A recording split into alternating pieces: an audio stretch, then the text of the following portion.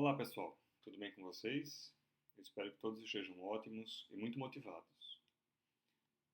Continuando nosso assunto, a neurofisiologia, a gente vai estudar a somestesia, ou seja, a capacidade de perceber o mundo externo e também o mundo interno. A melhor definição para a sensibilidade é a capacidade de detectar de forma consciente ou inconsciente as mudanças nos ambientes internos e externos ao corpo. Embora pareça a mesma coisa, sensação e percepção não são sinônimos do ponto de vista neurofisiológico. Qualquer informação sensorial detectada de forma consciente ou não é chamada de sensação. Por exemplo, as variações de temperatura que sentimos no ambiente. Entretanto, quando interpretamos essas sensações, elas passam a ser chamadas de percepção. Para ficar um pouco mais claro esses conceitos, veja, ao sentir uma dor, você tem a sensação dolorosa. Mas quando você interpreta e reconhece conscientemente que é uma dor no dedo indicador da mão direita, você está percebendo a dor, já que agora o córtex cerebral indica com exatidão a origem da informação dolorosa ou nociceptiva. Existem diferentes tipos de receptores no sistema somatosensorial, como a gente pode observar aqui na figura, que são capazes de detectar diferentes estímulos no meio interno e externo ao corpo. A gente pode conferir a figura à esquerda que existem receptores mielinizados e não mielinizados. Podemos agrupá-los de acordo com os estímulos que são detectados. Os nociceptores detectam estímulos nocivos e dolorosos. Os termorreceptores detectam variações de temperatura.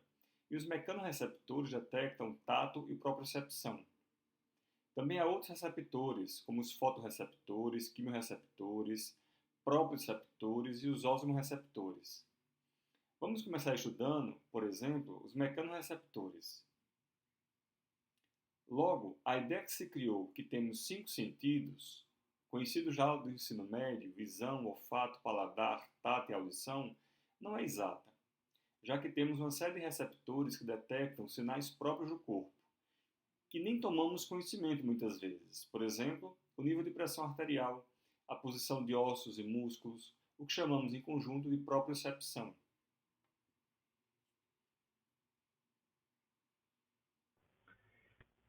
A estimulação de diversos tipos de mecanorreceptores na pele permite a detecção de uma ampla faixa de experiências de tato e pressão, como, por exemplo, o movimento de pelos, pressão profunda, vibração e o próprio tato superficial. Os corpúsculos de Meissner são mecanorreceptores encapsulados presentes na pele glabra, ou seja, sem pelos, principalmente na ponta dos dedos, nos lábios. São receptores de adaptação rápida para o tato e pressão. Conseguem discriminar muito bem dois pontos. Já os corpúsculos de Merkel são mecanorreceptores localizados na pele sem pelos de adaptação lenta, para a pressão sustentada e para o toque.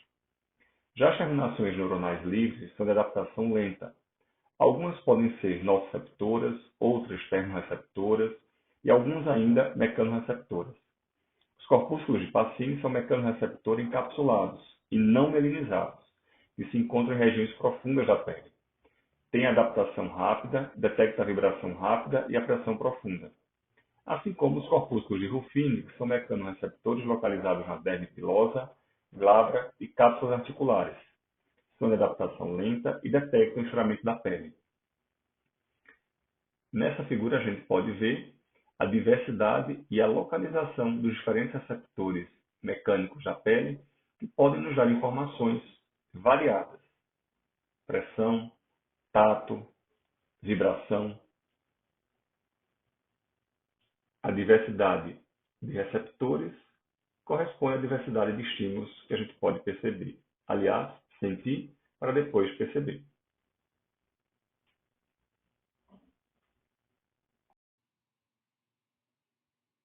Aqui na figura, a gente pode observar os termorreceptores, que são receptores que têm adaptação lenta que detectam variações na temperatura cutânea. Há dois subtipos, os que detectam frio e outros que detectam calor. Trabalham com uma ampla faixa de variação com alguma sobreposição. Mas como acontece a transdução do sinal sensorial? Independente do tipo de energia que estimulará o receptor, Este sinal precisa ser convertido para uma linguagem que o sistema nervoso compreenda. E qual é a linguagem do sistema nervoso? A gente já sabe que é o sinal elétrico, que pode ser um potencial gerador, também chamado potencial receptor, e potencial de ação. Esse processo através do qual a energia térmica, mecânica ou luminosa é transformada em um sinal elétrico para o sistema nervoso é chamado transdução sensorial. Quando a pequena pressão é aplicada a um mecanorreceptor, por exemplo, o corpúsculo de Pacini, um potencial despolarizante semelhante ao potencial pós-sináptico excitatório é provocado. Este potencial é chamado potencial gerador ou potencial receptor e é proporcional ao estímulo mecânico recebido. Ou seja, o mecanorreceptor transforma a energia mecânica em energia elétrica, proporcionalmente ao estímulo recebido. Assim, as respostas são chamadas de potencial graduado, que não são potenciais de ação. Quando o potencial receptor atinge um limiar de aproximadamente 10 mV, é gerado um potencial de ação no primeiro nodo de Ranvier, e com isso a informação sensorial é enviada ao sistema nervoso central. A codificação da informação sensorial informa sobre a modalidade, o tipo de energia, que pode ser química, luminosa, mecânica, localização, intensidade, que é a amplitude do sinal ou a frequência de disparos de potenciais de ação, e também a duração do estímulo. A lei das energias específicas dos nervos diz que, independentemente do estímulo, o nervo transmitirá a informação para o qual é especializado. Por exemplo, se o nervo sensorial de um corpúsculo de Pacini na mão é estimulado por pressão no cotovelo ou um tumor, por exemplo, no plexo braquial, a sensação percebida é a do tato, já que o nervo transmite tato e não outras sensações.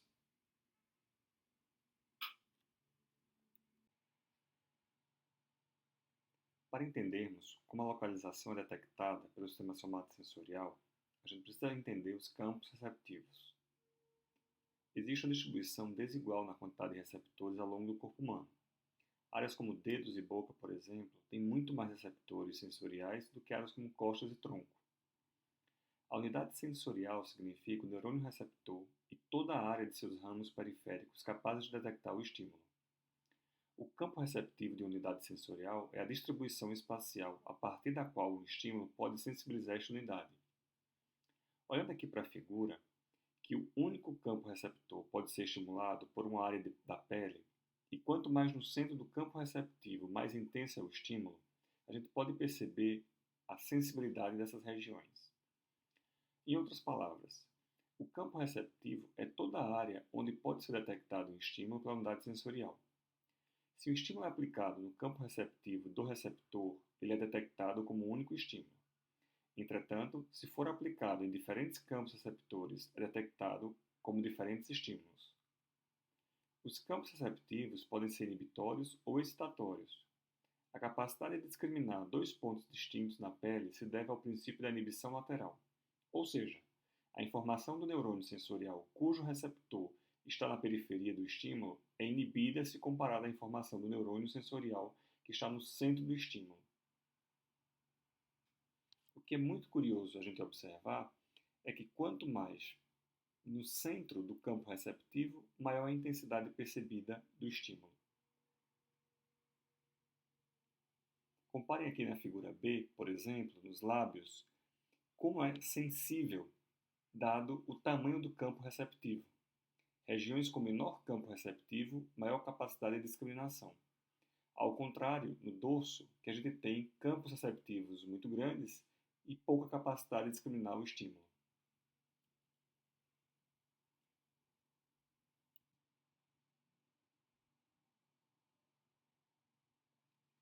A gente pode observar aqui na figura que os campos receptivos não são homogêneos no corpo. As regiões como ponta dos dedos, mãos, bochecha, nariz, têm campos receptivos bem menores e, portanto, como já é de se esperar, uma maior capacidade de discriminar o estímulo. Já diferentes regiões como dorso, coxa, barriga, panturrilha, nas quais os campos receptivos são bem maiores, a capacidade discriminativa é bem menor.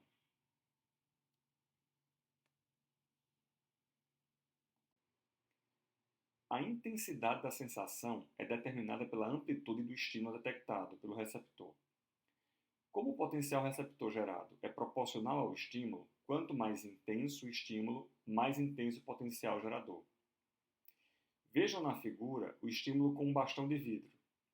Quanto mais intenso o estímulo, maior a pressão no traçado em verde e maior a intensidade do potencial gerador, que, por sua vez, atinge o limiar de excitação, gerando potenciais de ação na fibra sensorial. Logo, quanto mais intenso o estímulo, maior a frequência de disparos de potencial de ação, o que está mostrado acima em laranja. A gente precisa considerar uma outra característica dos receptores sensoriais. Se um estímulo de intensidade constante for mantido no receptor sensorial, a frequência dos potenciais de ação nos nervos sensoriais é reduzida. Essa propriedade dos receptores sensoriais é chamada de adaptação ao estímulo, ou dessensibilização.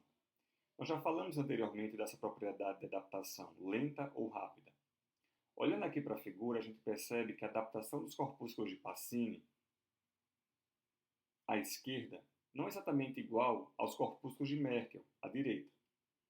Alguns receptores são fásicos, de adaptação rápida. Por exemplo, os corpúsculos de Pacini. Outros são receptores tônicos, de adaptação lenta, como por exemplo os corpúsculos de Merkel.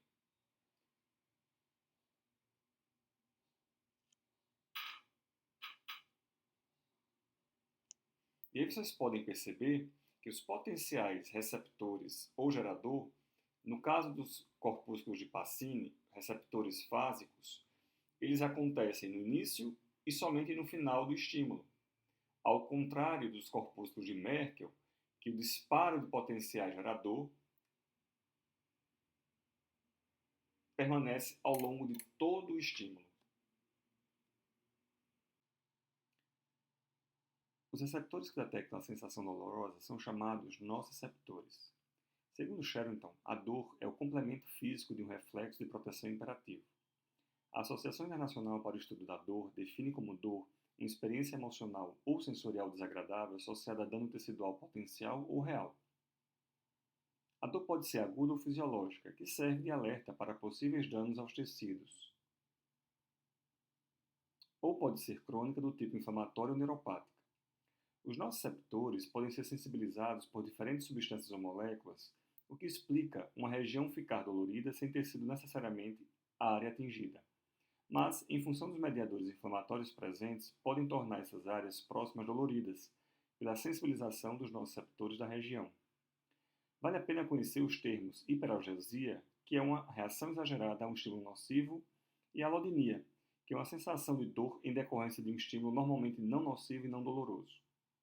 Os nociceptores são terminações livres, nervosas, de neurônios aferentes de pequeno diâmetro com pouca ou nenhuma mielinização. São receptores que podem ser sensibilizados por intensa pressão mecânica, substâncias químicas e extremos de temperatura. Podemos classificar em nociceptores térmicos ou mecânicos, que são aqueles que são inervados por fibras nervosas A delta, finamente mielinizadas, e os nociceptores polimodais, que são inervados por fibras C, não mielinizadas, e respondem a estímulos químicos, mecânicos, quente ou frio ou alta intensidade. Os aferentes primários com terminações nociceptoras fazem sinapses com neurônios ascendentes após entrar no sistema nervoso central. O glutamato e o neuropeptídeo chamado substância P estão entre os neurotransmissores liberados nessas sinapses, como a gente pode observar na figura.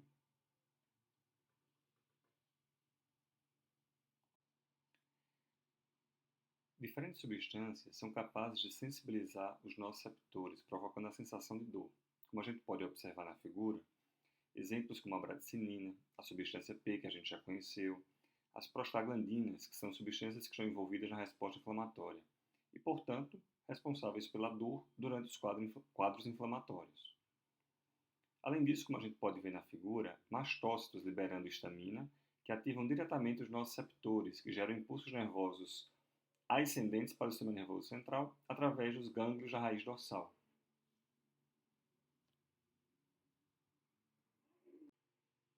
A propriocepção é a capacidade de detectar de forma precisa a posição e os movimentos do próprio corpo.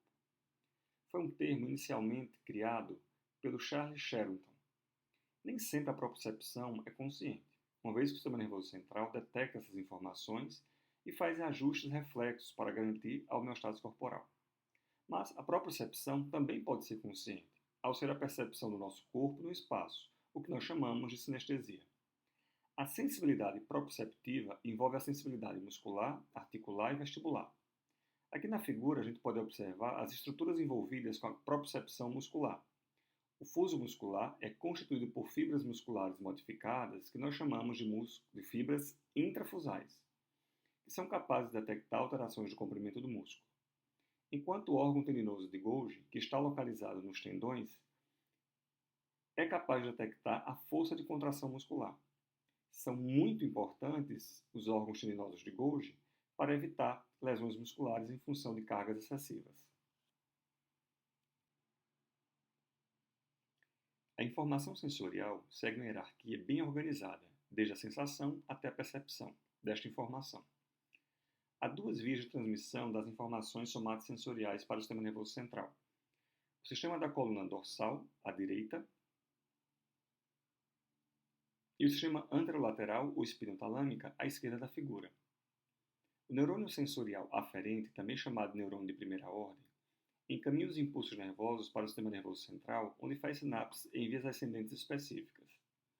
Os corpos celulares dos neurônios aferentes primários estão na raiz posterior ou em gânglios dos nervos cranianos e fazem sinapses com os receptores sensoriais, que podem ser os mecano, termo ou nociceptores, por exemplo. Os neurônios de segunda ordem estão na medula espinal, sistema anterolateral, ou no tronco encefálico, sistema da coluna dorsal. Os axônios dos neurônios de segunda ordem cruzam a linha média na medula espinal, ou no tronco encefálico, e aí ascendem para o tálamo, o que chamamos de decussação sensorial.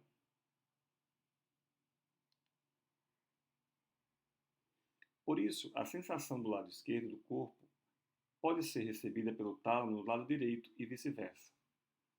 Os neurônios de terceira ordem estão no tálamo, e, por fim, os neurônios de quarta ordem estão localizados no córtex somatosensorial, denominado S1 e S2. Olhando aqui a figura, à esquerda, a gente percebe que as informações nociceptivas e de temperatura decussam tão logo o acesso à medula espinal, ou seja, cruza a linha mediana e ascende para o tálamo no trato anterolateral, ou espinotalâmico. Logo, ascendem como uma via contralateral. Já o tato, sensação do tato, vibração, propriocepção ascende do mesmo lado do corpo em que o receptor está. Por isso, é chamado de via ipsilateral. Mas quando chegam no tronco cerebral, fazem a decussação sensorial e esse sistema é chamado coluna dorsal leminísco medial.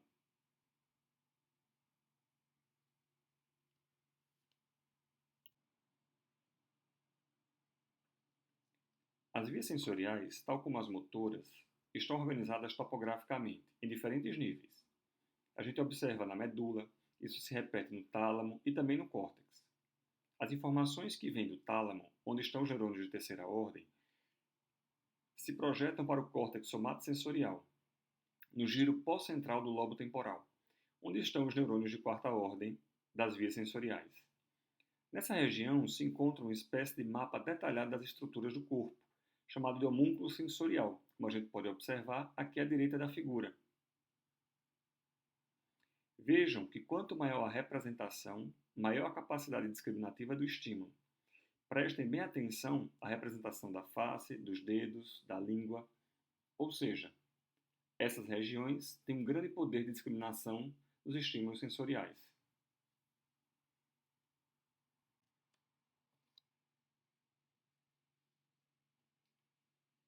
Agora a gente fica com as questões de construindo conhecimento para a gente conseguir consolidar essas informações.